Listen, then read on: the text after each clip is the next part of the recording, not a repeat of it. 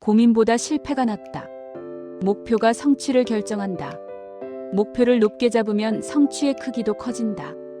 노력의 기본값이 높아지기 때문이다. 높은 목표를 가진 사람의 최소 노력이 낮은 목표를 가진 사람의 최대 노력일 수 있다. 한번 형성된 노력의 기준은 다른 일을 할 때도 똑같이 적용된다. 적게 노력하던 사람은 계속 적게, 많이 노력하던 사람은 계속 많이 노력한다. 한 분야에서 성공한 사람이 다른 분야에서도 성공하는 이유다. 결국 성취의 크기는 애초에 얼마나 높은 목표를 설정했느냐에 달려 있다. 빨리 성공하는 방법. 빨리 성공하고 싶어 하는 사람은 성공하기 어렵다. 마음이 급한 탓에 남을 따라하거나 순진한 사람들을 속이거나 편법을 쓰기 때문이다. 그러면 잠깐 잘 될 순 있지만 오래 가지 못한다. 금방 들통난다.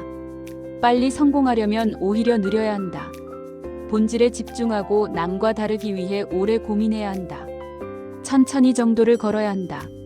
역설적이게도 그게 가장 빨리 성공하는 길이다. 그렇게 이룬 성공은 오래 간다. 차근차근 쌓아온 만큼 기반이 튼튼하기 때문이다. 고민보다 실패가 낫다. 유튜브에서 새로운 콘텐츠를 시도해볼까? 2달을 고민만 했다. 결국 마음을 먹고 영상을 올렸다. 내 실패. 반응을 보니 할 마음이 싹 사라졌다. 이틀 만에 결론이 났다. 후회를 밀려왔다. 빨리 시도했다면 2달이란 시간을 아꼈을 것이다. 더 나은 방향으로 이미 한참 더 나아갔을 것이다. 고민만 하는 것보다 빨리 실패하는 게 훨씬 낫다. 생각의 힘. 된다고 생각하면 되고 안 된다고 생각하면 안 된다. 나는 경험을 통해 그걸 납득했다. 고등학교 3학년 때는 대학 입시에 실패할 것 같다. 라는 의심을 품고 준비했고 실제로 불합격했다. 재수 땐 무조건 합격할 수밖에 없다. 라는 확신을 가지고 준비했고 실제로 합격했다. 이후에도 생각이 현실이 되는 경험을 숱하게 했다. 생각은 행동에 영향을 주고 행동은 결과를 결정한다. 결국 생각이 삶을 이끈다. 생각은 생각보다 힘이 세다. 최고의 시간 관리법은 할 일을 아주 작게 쪼개는 것이다. 수많은 시간 관리법을 시도해봤지만 전부 실패했다. 해야 할 시간에 하지 않았기 때문이다. 계획이 아무리 완벽해도 해야 할 때 하지 않으면 아무 소용이 없다. 결국 내게 시간 관리란 하기 싫은 마음을 기어이 하고자 하는 마음으로 돌려놓는 일이었다. 쉽지 않았다. 여러 방법을 시도한 끝에 정답을 찾았다. 그것은 할 일을 아주 작게 쪼개는 것이었다. 핵심은 아주 작게다.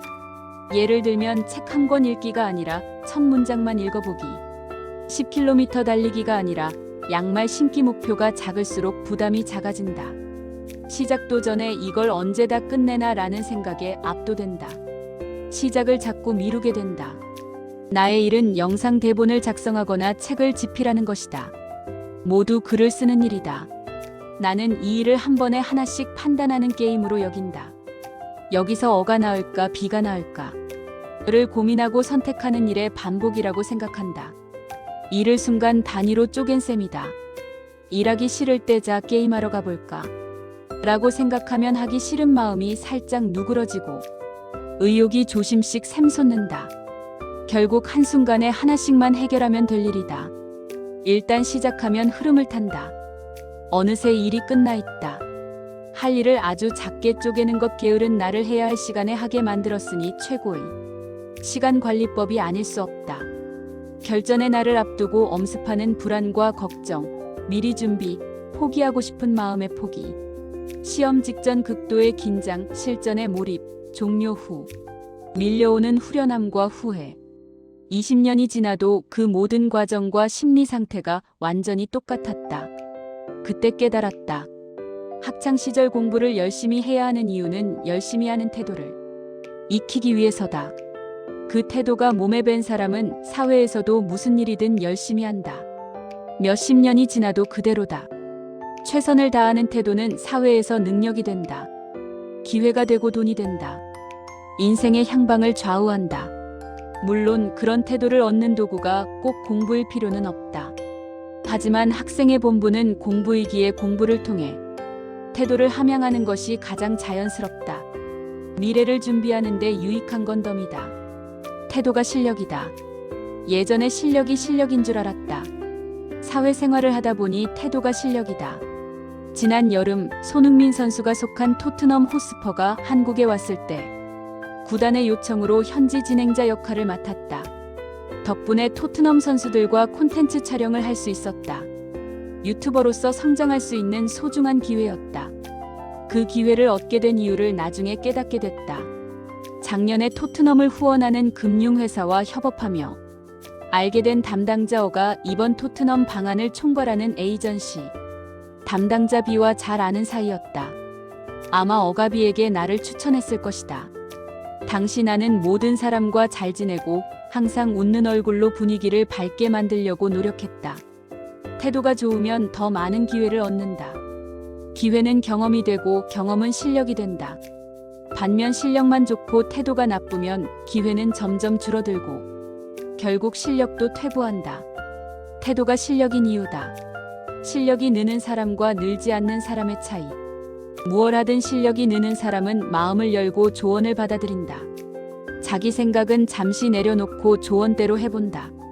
불편하고 어렵지만 하다 보면 점점 자기 것이 된다.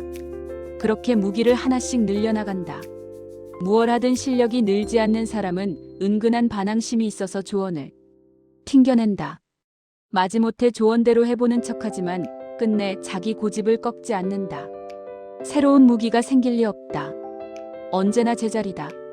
중요한 건 배우려는 자세다. 그게 없으면 재능을 타고나도 더 이상 늘지 않는다. 또 그 자세를 보면 앞으로 얼마나 성장할지도 가늠할 수 있다. 근거 있는 자신감은 흔들리지 않는다. 근거 없는 자신감도 때론 필요하다. 그 자체가 매력이 되어 타인의 호감을 살 수 있기 때문이다. 하지만 근거 없는 자신감은 오래가지 않는다. 시간이 지날수록 허세로 비쳐 외면받기 때문이다. 실제 성과와 경험이 자신감을 뒷받침하기 때문이다. 나는 학창시절 축구와 공부를 곧잘해서 자신감이 넘쳤다. 하지만 대학 입시 실패는 그 자신감을 한순간에 무너뜨렸다. 재수 끝에 서울대에 입학하자 자신감이 다시 하늘을 찔렀다.